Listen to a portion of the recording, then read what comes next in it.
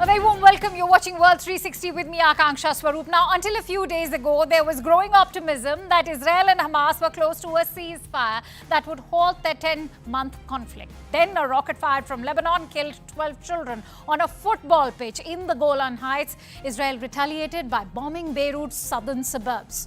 Hours later, it killed the leader of Hamas in a surprise strike on Tehran, and a day later, Israel's military claimed that it had killed Mohammad Deif, this time the military commander of Hamas. On expected lines, Iran has now vowed to respond. Hopes for a ceasefire have given way to fears of a bigger regional war. Those fears may not be realized, but the path to averting such a conflict starts with a ceasefire in Gaza. It is unclear whether Israel's Prime Minister Benjamin Netanyahu still wants to make a deal. The question now arises is, can the Middle East step back from the brink? And whether or not the United States can get Netanyahu to agree to a ceasefire. We'll deep dive on that story, but first up are the headlines. The United States has recognized Venezuela's opposition presidential candidate Edmundo Gonzalez as the winner of the country's disputed presidential election.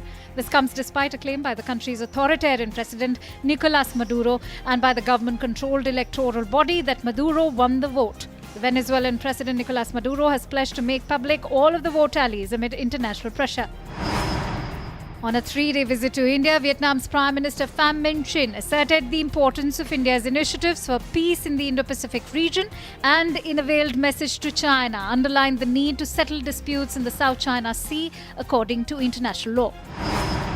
Meanwhile, Quad foreign ministers meeting that took place in Tokyo on Monday decried Chinese activities in the South and East China Sea. China has expressed strong dissatisfaction and termed it as smear attacks. And in a historic prisoner swap deal between Russia and the West since Cold War, Wall Street Journal journalist Evan Gershkovich and ex-US Marine Paul Whelan are freed by Moscow. The deal was mediated by Turkey. A day after Hamas's political leader Ismail Haniyeh was assassinated in the Iranian capital of Tehran, the Israel Defense Forces, or IDF, confirmed on Thursday that they had also killed Mohammad Deif, the commander of Hamas's military wing, in an airstrike in the southern Gaza Strip last month.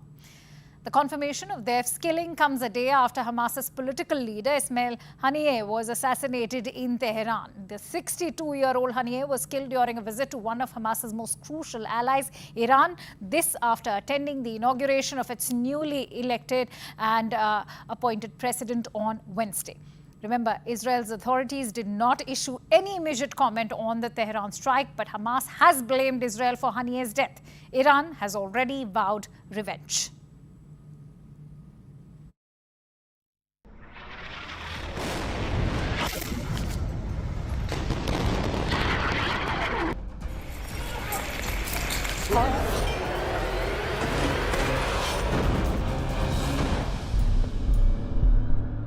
Nearly 10 months after Israel launched a war on Hamas in Gaza comes the biggest turning point yet. Ismail Haniyeh, the chief of Hamas, has been assassinated. Haniyeh was in Tehran to attend the inauguration of Iran's new president, Masoud Pezeshkian. While he had lived in Qatar for many years, Haniyeh had a home in Iran's capital. It was here around 2 a.m. local time that a guided missile struck the building. Hamas confirmed the news in a statement. Ismail Haniyeh, the head of the movement, died in a Zionist strike on his headquarters in Tehran after he participated in the inauguration of the new Iranian president. Iran's Revolutionary Guards also confirmed his death, saying Haniyeh's residence in Tehran was hit and he was killed along with a bodyguard.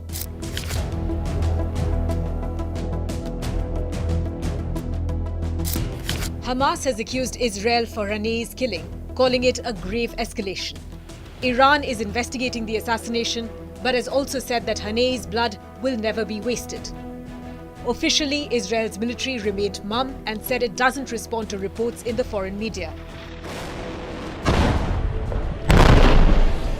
Israel has a long-standing practice of conducting secret targeted killings within Iran's borders.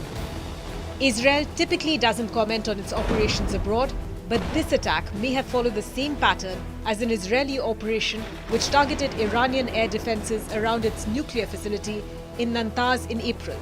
But Israeli Minister Amichai Eliyahu wrote on X, "This is the right way to clean the world from this filth." He said Haniyeh's death makes the world a little better. Israel had vowed to kill Ismail Haniyeh and destroy Hamas after the October 7th attack that resulted in the deaths of more than 1,000 people, mostly civilians, in Israel.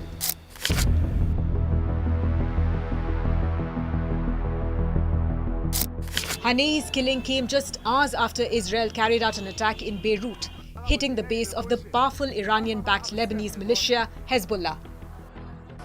The Israeli military claims it killed senior commander Fuad Shukr, describing him as the right-hand man to the Hezbollah leader.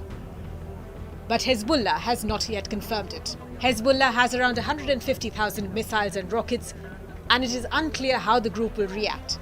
Having a high-profile figure targeted in its stronghold may be seen as a provocation that is too far, and a reaction is almost inevitable.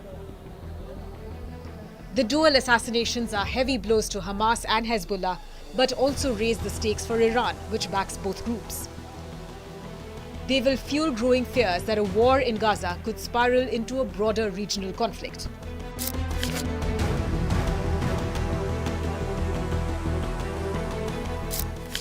Born in a refugee camp in Gaza in 1963, Ismail Haniyeh was a key member of Hamas from its inception. He was imprisoned by Israel a number of times, and at one point he was even expelled to South Lebanon for 6 months. In 2003, he survived an assassination attempt by Israel along with Hamas's founder. 3 years later, he was briefly the Palestinian Prime Minister after Hamas won elections. But a violent rift between Hamas and the other main Palestinian faction, Fatah, followed a year later. Widely regarded as a pragmatist, Haniyeh was said to have maintained good relations with other rival Palestinian groups. He was elected head of Hamas's political bureau in 2017. In recent years, he had lived in exile, moving between Turkey and Qatar. Haniyeh did not command operations on the ground in Gaza after leaving for exile in 2019. He had been playing a key role in negotiations over a ceasefire deal in Gaza. 3 of Haniyeh's sons were killed in an airstrike in April. His sister was also eliminated last month. But Haniyeh had repeatedly urged Palestinians to remain steadfast. He had said his personal loss would not pressure Hamas to shift its position in negotiations.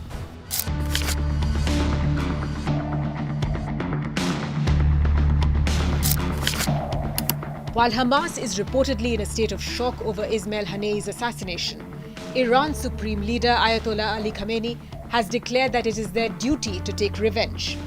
In fact, Haniyeh's death underscores the significant role and activities of Iran's axis of resistance.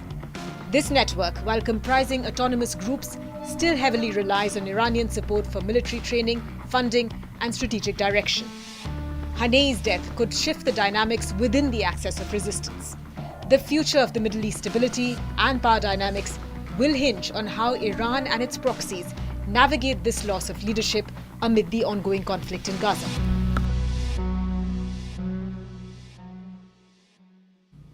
Former IDF spokesperson Lieutenant Colonel Jonathan Conricus spoke to CNN News 18 about the assassination of Ismail Haniyeh.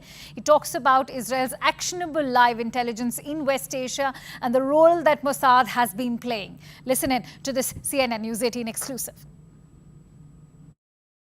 Jonathan Conricus, thank you so much for joining in on CNN News 18. First of all, Ismail Haniyeh, his killing is being celebrated. It's also being labeled as a very significant development. Why so? It's celebrated because a senior terrorist and one of the architects of the biggest terror attack against Israel and the biggest massacre of Jews since the Holocaust, the attack of October the 7th, one of the architects is now no longer among us. And that is a very important message to terrorists around the world, in Western Asia and elsewhere. It is also a very important message to their Iranian masters. And the assassination was reportedly done in Tehran, the capital of Iran, which are the main funders and controllers of the Hamas terrorist organization. And as such, it is very important because, as you say very rightly, this may indicate what the next step will be and who will be retaliating against Israel. Maybe not only Hamas, but we may see that the Iranians will feel compelled to engage Israel directly, and that could be a very significant development for the region. Jonathan, Ismail Haniyeh was in Tehran for a semi-state visit. Having said that, the Israeli Prime Minister has also vowed to destroy Hamas, but with the backing of Iran. As we've seen, Haniyeh was killed in Tehran. Is this the end of Hamas? No, it's not the end of Hamas yet, but Israel is making good strides, both on the ground in Gaza, in dismantling their military capabilities, in taking out military commanders like Mohammed Deif, who was assassinated about 2 weeks ago by the IDF in Gaza, and that was very significant, as well as degrading their ability to fire rockets or to launch raids into Israel or to smuggle weapons into Gaza. But sadly, we know from Israeli experience, and I think India shares some of this experience as well, terrorist organizations are usually agile and they are known for spawning new leaders and new senior figureheads once some of them are assassinated successfully. So we shouldn't anticipate Hamas to be done quite yet. There's still a lot of work that needs to be done, but it's definitely a step in the right direction. Absolutely. And having said that, we've seen the kind of support Hamas has been receiving from various hardliner Islamic organizations, not just countries like Iran. Could you give us a sense of how this operation was conducted? We believe that CIA Director Bill Burns was in Rome on Sunday, where he met senior Israeli and Egyptian officials. We've seen how Prime Minister Netanyahu made that historic address to the US Congress, and this killing arrives shortly after that visit to US of Prime Minister Netanyahu. Was there any sort of intel exchange between Israel and the United States? Well, the Americans have said that there wasn't, and we'll have to see more details as they unfold. I think that what Israel has proven quite a few times is that in the past few months is that Israel has actionable live intelligence in Tehran, in Beirut. It has it on the ground or from the air above Yemen, Hodeidah, and it has shown both intelligence collection capability as well as the ability to strike specific targets with minimum collateral damage. You don't see civilians getting killed, hardly in Beirut when IDF assassinated a senior Hezbollah leader a few hours ago, or here in Tehran when Ismail Haniyeh was taken out. And I think that is a testament to the quality of the intelligence, which undoubtedly was a result of very hard work by Israeli military intelligence. I am sure that Mossad was involved as well. I cannot say so officially, but I think it is very likely to say so. And bottom line, a joint effort, a good day for freedom, a good day for democracies, and a good day for those fighting against evil and darkness. Absolutely. This is totally a triumph of democracy and for the freedom of people all over the world, not just Israel. India also echoes the same sentiment. Having said that, now that the killing of Haniyeh has arrived, it's also arrived at a very fraught time for the Middle East, where we are seeing tensions not just between Hamas and Israel, also as Hezbollah threatening to make it a wider conflict.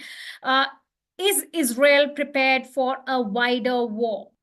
Yes, and with this, I'll conclude. Israel is assessing the situation, monitoring what the Iranians are saying, what Hamas are saying, and what Hezbollah are saying, understanding that there is a common link between the three.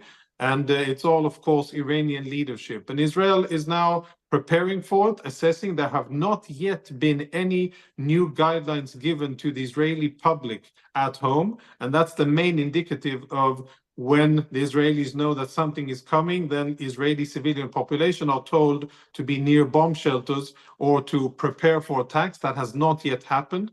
But I'm sure that Israeli security forces are assessing the situation. I think it's fair to assume that we will see a retaliation from the Iranian axis. And if that happens, I am also sure that Israel has a response ready for such a retaliation if and when it does come.